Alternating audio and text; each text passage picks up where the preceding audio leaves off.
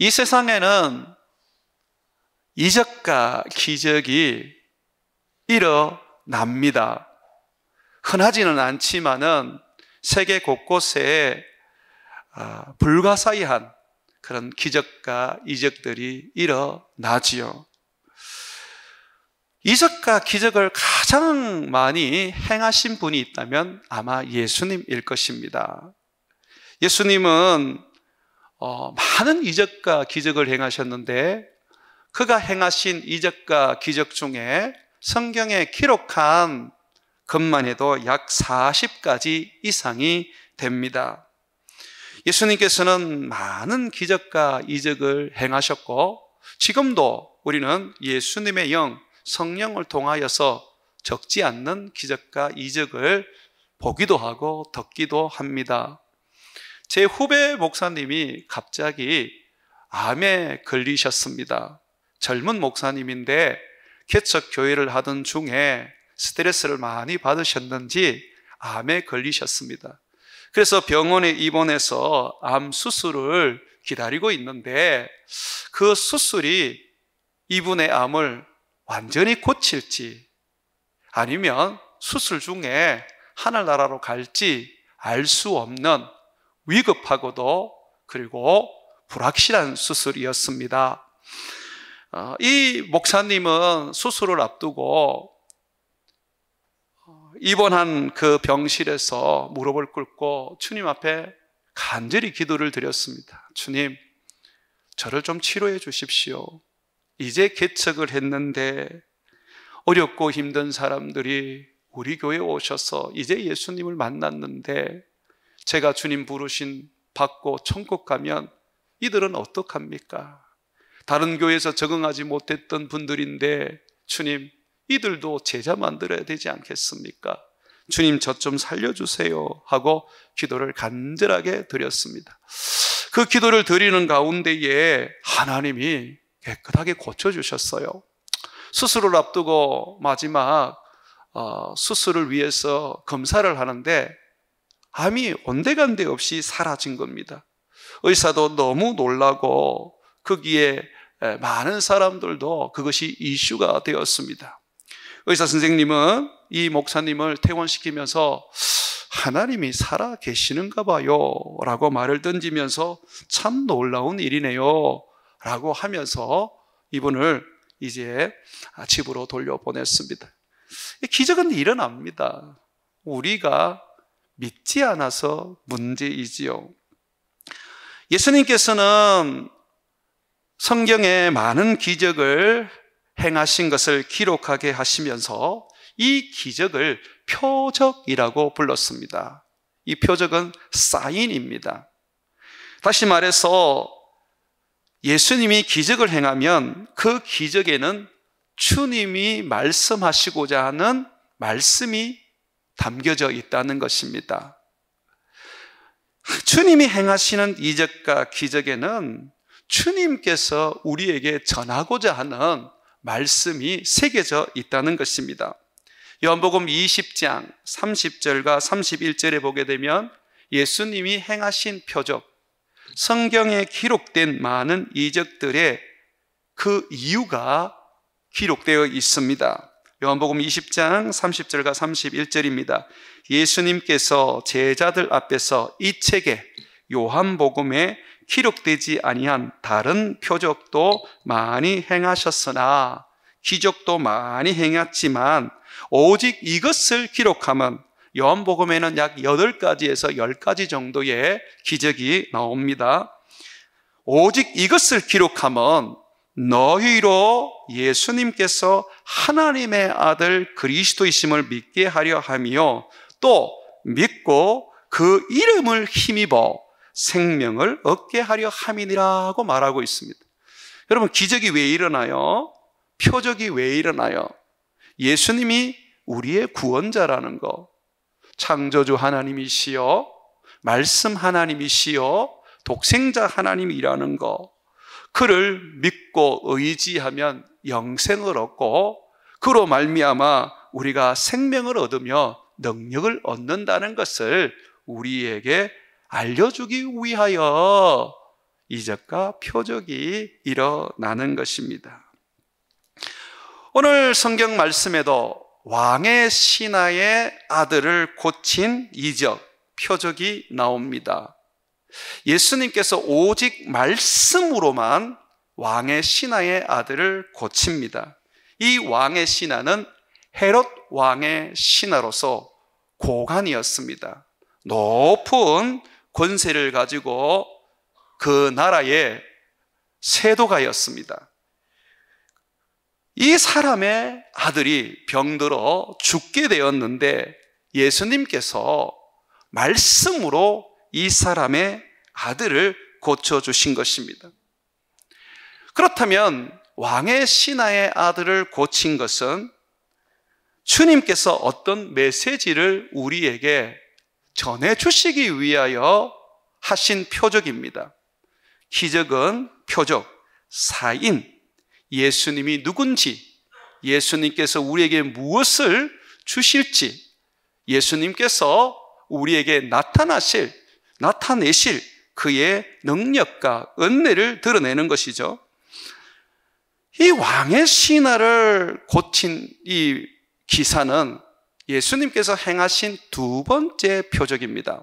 첫 번째는 똑같은 장소였는데 갈릴리 가나 혼인집에서 물을 가지고 하늘 포도주로 만들었습니다. 이 첫 번째 표적으로 인하여 예수님은 창조주 하나님인 것을 드러내셨습니다. 이 첫 번째 표적을 통해서 예수님은 물이라는 아주 원초적인 그런 재료를 가지고 하늘의 기쁨을 맛볼 수 있는 하늘 포도주를 만들므로써 그런 우리를 변화시키시고 그런 우리를 만들어 가시고 그는 우리에게 새로운 것을 주실 수 있는 능력의 하나님, 전능하신 하나님을 보여주셨습니다. 그러면 이 왕의 신하의 아들을 고친 것은 예수님이 무엇을 우리에게 보여주기 위한 사인일까요? 이 왕의 신하의 아들을 고친 것은 좀 독특한 하나의 부분이 있습니다. 예수님께서 오직 말씀으로만 왕의 신하의 아들을 고치십니다. 아주 먼 거리에서 얼굴도 보지 않고 손을 그 아픈 몸에 갖다 대지도 않고 그냥 말씀만 예수님이 던지시는데 그 말씀이 던져지는 순간부터 그 아들이 낫기 시작했습니다. 그래서 이 왕의 신하의 아들을 말씀으로 예수님이 고치시면서 예수님은 우리에게 말씀 하나님임을 알려주시고 우리의 신앙도 말씀 신앙으로 변화되어야 한다는 것을 우리에게 가르치고 계십니다. 사랑하는 여러분, 예수님께서는요, 이 왕의 신하를 만나기 위해서 급하게 갈릴리 가나로 돌아오셨습니다. 사마리아에서 갈릴리 가나로 이제 오려면 반드시 나사렛이라는 동네를 거치게 되어 있습니다. 나사렛은 예수님이 살던 고향 아닙니까? 그러면 예수님이 그 고향에 들러서 가족들도 만나고 또 복음도 전하면서 유대에서 전도 활동하셨던 그 힘겨운 여행을 좀 쉬기도 하실 수 있지 않습니까? 그런데 예수님은 나사렛을 건너뛰셨습니다. 선지자가 고향에서 높임을 받지 못한다라고 제자들에게 말하면서 나사렛의 사람들이 자기를 믿지 않을 것임을 말씀해 주셨습니다. 자기를 믿지 않는 곳에는 예수님이 안 가십니다. 예수님은 그 대신에 자기를 믿고 자기를 찾는 곳으로 예수님은 달려가십니다. 사마리아 여인이 세상에 오실 메시아를 기다리고 소망했을 때에 유대인들이 부정한 땅이라고 피하는 그 사마리아에 예수님은 빠르게 가셔서 그 피곤한 몸을 이끌고도 우물가에서 사마리아 여인을 먼저 기다리고 만나셨습니다. 예수님은 이처럼 믿음으로 자기를 찾는 자를 주님은 찾아가십니다. 예수님은 갈릴리 가나에 예수님께서 가셔서 왕의 신하를 기다리고 있었습니다. 이 사람은 예수님이 갈릴리로 오셨다는 말을 듣자마자 즉시 마차를 타고 가버나움에서 가나로 달려왔습니다. 가버나움에서 가나까지는 마차를 타러 하루 정도 걸리는 길입니다. 쉬지 않고 달려온 이 왕의 신하는 실제적으로 예수님이 갈릴리에 어디 있는지는 몰랐습니다. 다만 길을 따라서 가고 있었는데 거기에 가나가 있더라는 겁니다. 가나는 가버나움으로 가는 길목입니다. 예수님이 아주 의도적으로 이 믿음의 사람을 만나기 위하여, 이 믿음의 사람 왕의 시단을 통하여 어떤 표적을 행하여서 우리로 하여금 예수님이 누군지 믿게 하고 우리가 예수님을 믿는 믿음으로 어떻게 살아야 할지 보여주시기 위하여 예수님은 급하게 왕의 신하를 먼저 만나기 위하여 갈릴리 가나로 가신 것입니다. 여러분 한번 말씀을 보시면 좋겠습니다. 48절 한번 보세요. 예수님이 갈릴리 가나에서 왕의 신하를 만났을 때 하신 말씀입니다.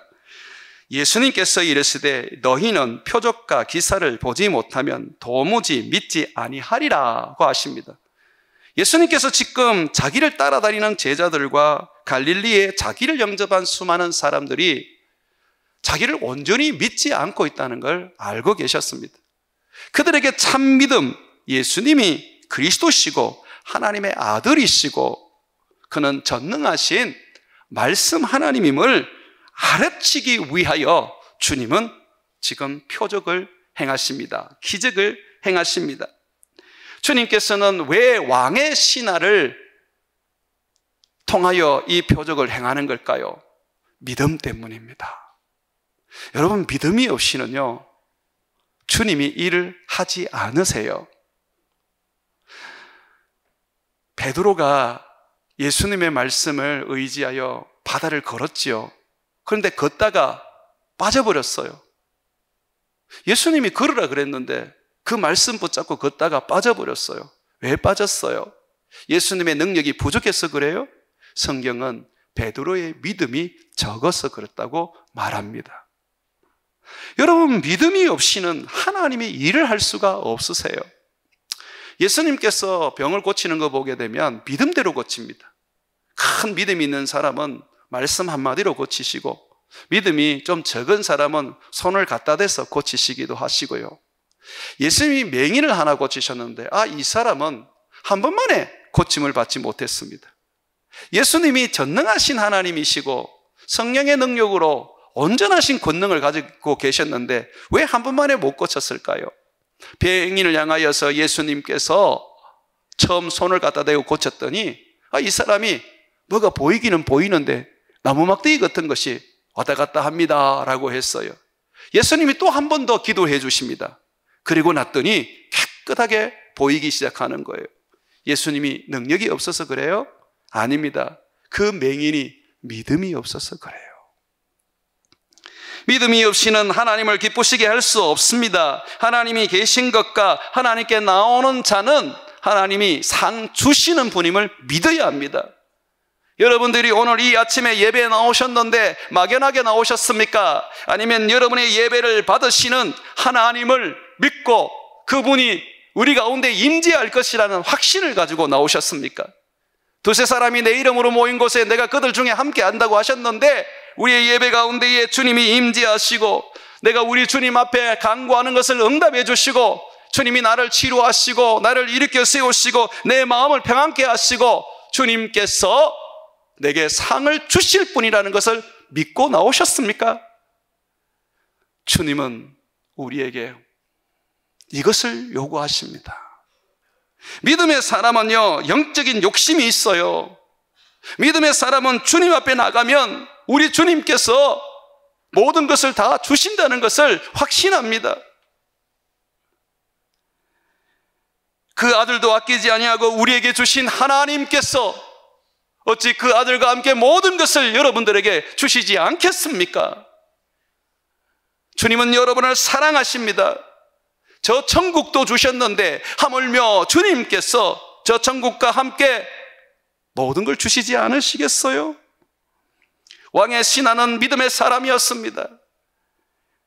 예수님께 달려가기만 하면, 예수님을 만나기만 하면 예수님은 자기 아들을 고쳐주실 것이라는 의심 없는 믿음을 가지고 있었습니다. 주님은 이 믿음에서 더 큰 믿음으로 이 사람을 키우고자 원하셨습니다. 그걸 통하여 사람들에게 말씀을 붙잡고 사는 신앙이 얼마나 큰 믿음의 신앙인지 가르치고 싶었습니다. 왕의 신하는 예수님 앞에 담대하게 나왔습니다. 하루 종일 마차를 몰고 몸이 피곤했지만 그러나 그는 예수님을 모시기 위하여 달려왔습니다. 그리고 예수님께 자기 아들을 고쳐달라고 간구하고 자기와 함께 자기 집으로 내려가서 아들을 위하여 기도해달라고 간청했습니다. 46절 말씀 한번 보시죠. 예수께서 다시 갈릴리 가나에 이르시니 전에 물로 포도주를 만드신 곳이라 왕의 신하가 있어 그의 아들이 가버나움에서 병들었더니 47절입니다. 그가 예수께서 유대로부터 갈릴리로 오셨다는 것을 듣고 가서 청하여 내려오소서 내 아들의 병을 고쳐주소서 하니 그가 거의 죽게 되었습니다. 예수님을 믿는 믿음으로 예수님을 모시고 가서 자기 아들을 고치려고 그는 예수님께 달려와 간청을 드렸습니다. 그런데 여기에서 예수님은 이 사람의 믿음을 더 크게 만들고자 하십니다.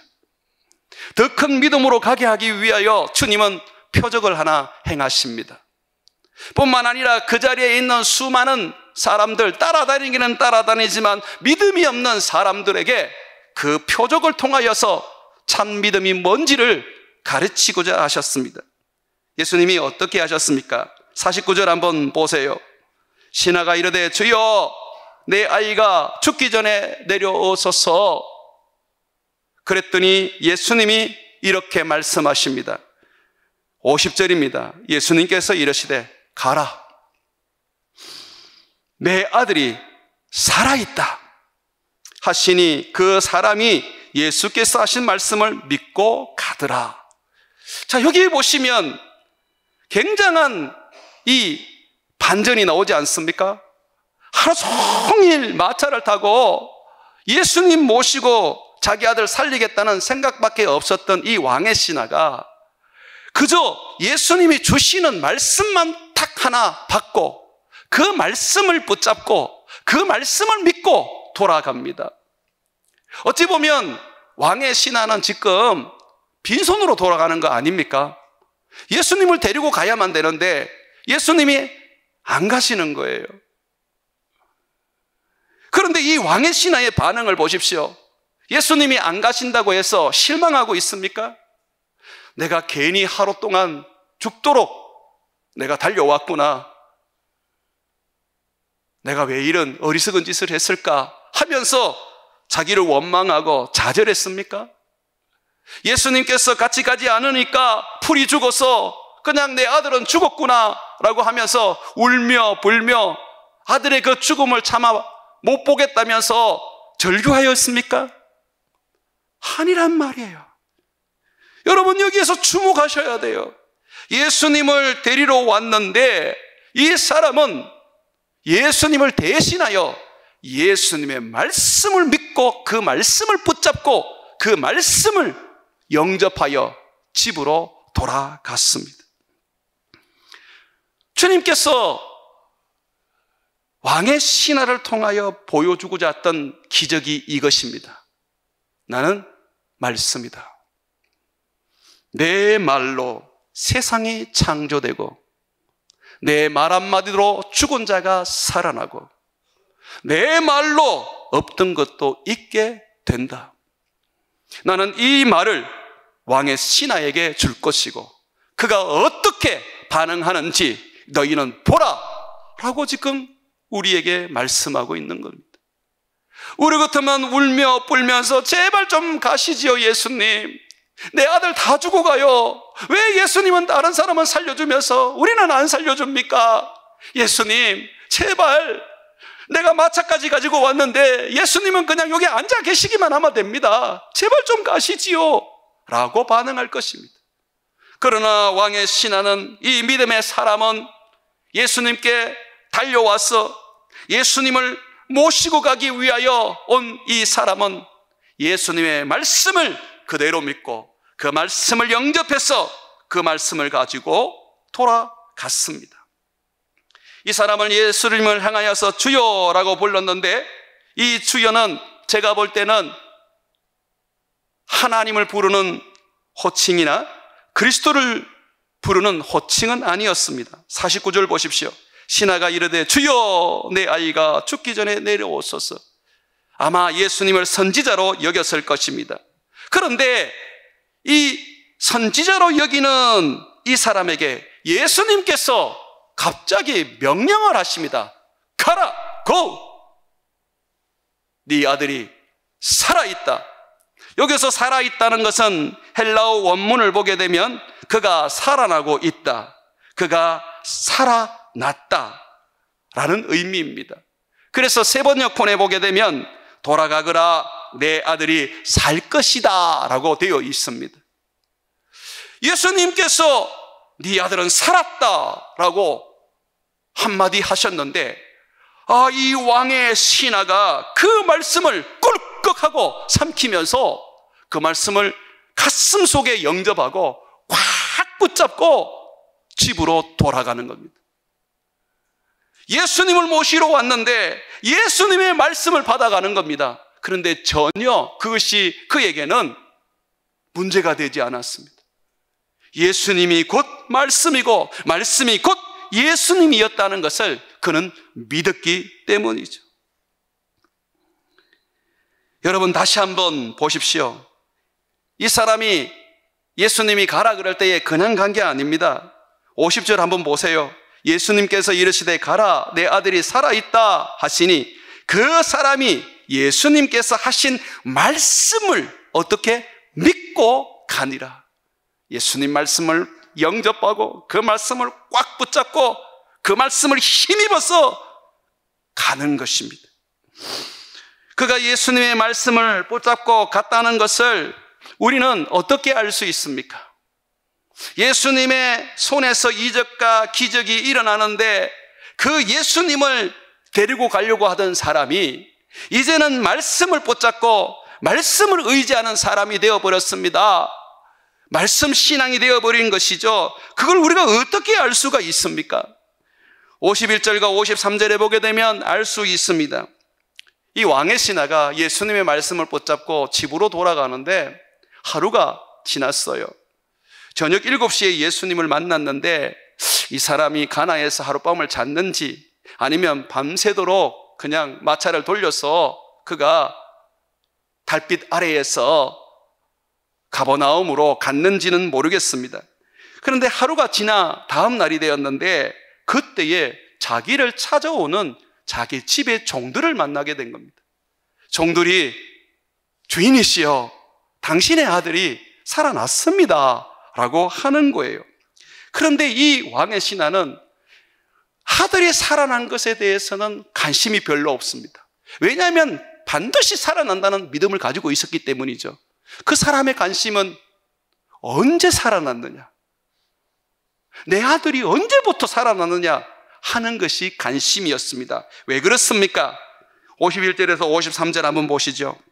내려가는 길에서 그 종들이 오다가 만나서 아이가 살아있다 하거늘 그 낳기 시작한 때를 물은즉 언제 이 아이가 살아났느냐?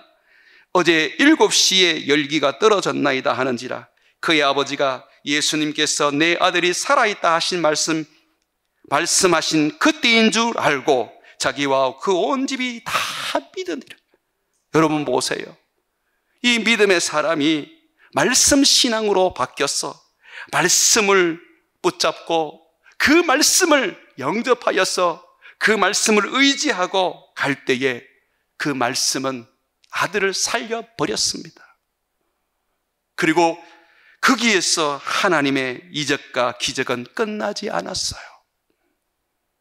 사람 살리는 것보다 더 어려운 게 뭐예요? 영혼을 구원하는 거예요. 10명의 문둥병자가 예수님께 왔을 때에 10명 다 고쳐주었지만 결국 영혼 구원을 얻은 사람은 사마리아 문둥병자 한 사람이었어요. 기적 중에 최고의 기적은 영혼을 구원을 받는 것입니다.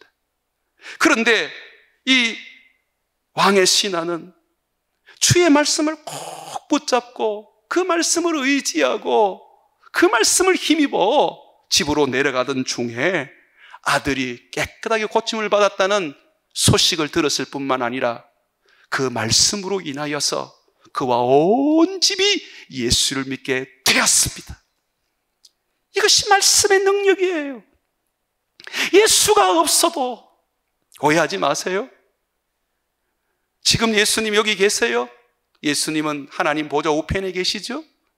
그런데도 불구하고 우리가 예수님을 눈으로 보지 못하고 우리의 피부로 만지지도 못하지만 제자들처럼 밥도 같이 먹지도 못하지만 그럼에도 불구하고 이적이 일어나고 영혼들이 구원을 얻고 온 집안이 영생을 가지게 되는 역사가 일어납니다.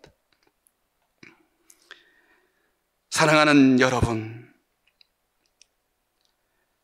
예수님께서 직접 아이를 만지지 않아도 가버나움으로 가서 기도해 주지 않으셔도 예수님의 말씀을 우리가 꿀꺽해서 우리 속에 두고 그 말씀을 붙잡고 그 말씀을 힘입어 살아간다면 우리는 예수님의 역사와 능력과 그 축복을 얻을 수 있습니다. 예수님의 제자 중에 한 사람 도마는요, 예수님이 부활했다는 얘기를 동료 사도들에게 들었는데 도무지 믿지를 않았어요. 내가 직접 예수님을 봐야겠다. 그 손에 못자국이 있는지 그 옆구리에 창자국이 있는지 내가 손가락도 넣어봐야 되겠다. 그러면서 믿지를 않았어요. 그래서 예수님이 하루는 그에게 나타나셔서 도마를 부르셨어요. 도마야, 이리 와서 네 손가락을 내 옆구리에 넣어봐라. 내 손을 만져봐라. 토마는 너무 부끄러웠어요. 주님 앞에 고개를 떨구고 주님은 나의 하나님이십니다. 주님은 나의 주인이십니다라고 고백했습니다. 그때 예수님께서 도마에게 이렇게 책망하셨습니다. 너는 본고로 믿느냐? 보지 못하고 믿는 자들은 복이 있도다라고 하셨습니다. 체험 신앙이 우리에게는 필요합니다. 그러나 그 체험 신앙이 체험에서 늘 머물러 있다 보니까 우리는 더 깊은 신앙으로 믿음으로 자라지를 못합니다. 말씀을 지켜 행하지도 못하고 말씀을 따라서 살아가지도 못합니다. 우리의 체험 신앙은요, 이제는 우리는 말씀 신앙으로 바뀌어져야 합니다. 종종 성도님들이나 우리 청년들이 그런 얘기를 합니다. 목사님, 어떻게 해야 하나님 만날 수 있어요? 어떻게 해야 제가 성령의 음성을 들을 수 있어요? 라고 합니다. 제가 여러 번 그 부분에 대해서 가르치고 알려주었는데도 불구하고 전혀 그것을 받아들이지 않고 있습니다. 참 마음이 아픕니다. 여러분, 어떻게 해야 주님을 만날 수 있습니까? 어떻게 해야 성령의 음성을 들을 수 있습니까? 오늘 왕의 신하는 어떻게 주님을 영접했고 주님과 동행했고 주님의 역사하시는 능력을 함께 할 수 있었습니까? 말씀을 붙잡은 것이죠. 여러분, 내가 예수님을 알고 그 예수님과 동행하고 그 예수님과 함께 할 수 있는 모든 일들은 말씀을 믿을 때에 가능합니다. 성령의 음성은요, 말씀을 믿을 때에 온전하게 들립니다. 예수님께서는 이렇게 말씀하셨습니다. 요한복음 1장 1절과 4절에 보게 되면 요한의 증거인데요, 태초에 말씀이 계시니라. 이 말씀이 하나님과 함께 계셨고 이 말씀이 곧 하나님이시니라. 한번 따라 합시다. 말씀이 곧 예수님이다. 독생자 하나님은 말씀이세요. 그가 태초에 하나님과 함께 계셨고 또 하나님은 아버지를 말합니다. 만물이 그로 말미암아 지은 바 되었으니 지은 것이 하나도 그가 없이는 된 것이 없느니라. 그 안에 생명이 있었으니 그 생명은 사람들의 빛이라고 말합니다. 예수님은 말씀이셨어요. 구약 때부터 말씀 하나님이셨습니다. 그 말씀이 육신되어 우리 가운데에 나타나셨습니다. 요한복음 1장 14절에 말씀이 육신이 되어 우리 가운데 거하심에 우리가 그의 영광을 보니 하나님의 독생자의 영광이요 은혜와 진리가 충만하더라고 말하고 있습니다. 여러분들이 정말 더 큰 믿음으로 살아가려면 예수 그리스도의 입에서 나오는 말씀이 예수님인 줄 알고 그 말씀을 내가 영접하고 그 말씀을 내가 부여잡고 그 말씀을 의지하고 그 말씀을 행하는 삶을 살아야 합니다. 예수님은 말씀을 영이라고 하셨어요. 내가 너에게 이르는 말은 영이요 생명이니 육은 무익하니라고 하셨어요. 살리는 것은 영이라고 하셨어요. 예수님의 입에서 나오는 것이 영입니다. 성령이십니다. 예수님은 말씀 그 자체이십니다. 말씀을 주는 것은 그를 주는 것입니다. 그렇기 때문에 말씀이 있는 곳에 구원이 있고 말씀이 탁 주어지는 순간에 왕의 아들이 살아나는 것이죠. 죽은 나사로도 이미 몸이 썩어서 냄새가 났지만 예수님은 말씀 한마디로 살리셨습니다. 나사로야 나오너라 하는 그 말씀 한마디의 말입니다. 예수님은 말씀이십니다. 여러분 교회에 오늘 왜 오셨습니까? 예수님 만나러 오신 거 아닙니까? 예수님을 여러분들이 오늘 모시고 가려고 온 거 아닙니까? 왕의 신하처럼. 그렇다면 예수님 오늘 여러분들에게 말씀을 주십니다. 말씀이 곧 예수님이기 때문입니다.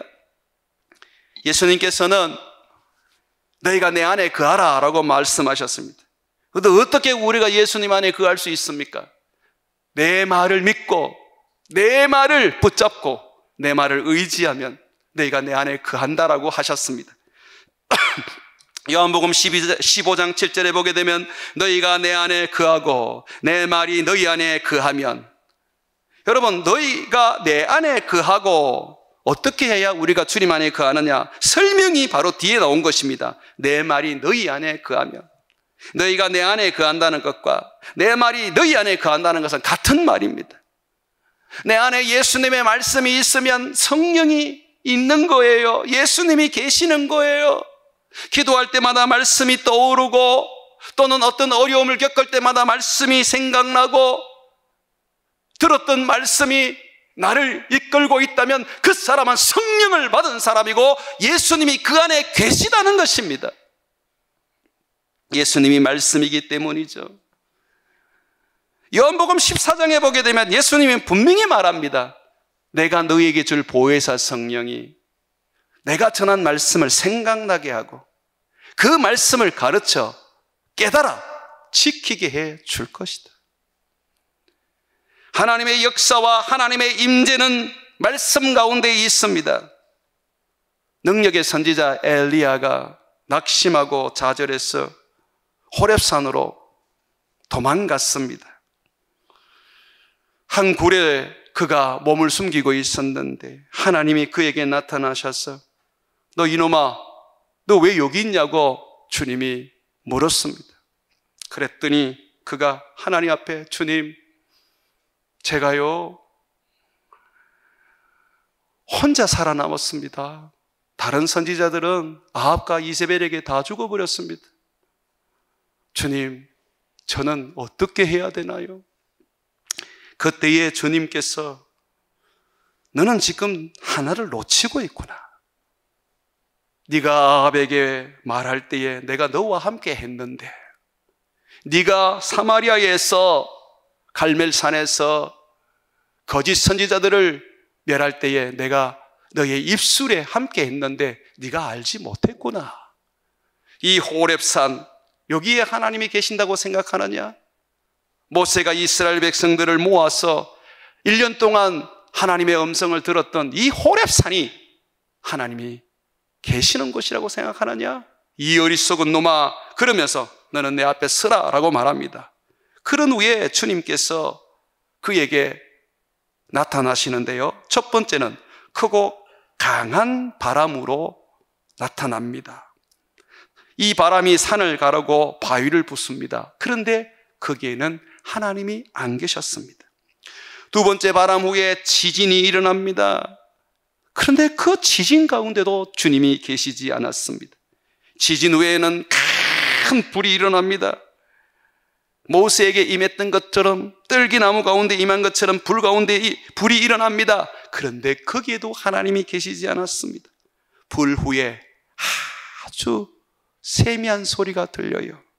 그 소리 속에서 하나님이 임재해 계셨습니다. 그제서야 엘리야가 그 소리를 듣고 겉옷으로 얼굴을 가리면서 하나님을 두려워했습니다. 하나님이 그에게 말씀하셨죠.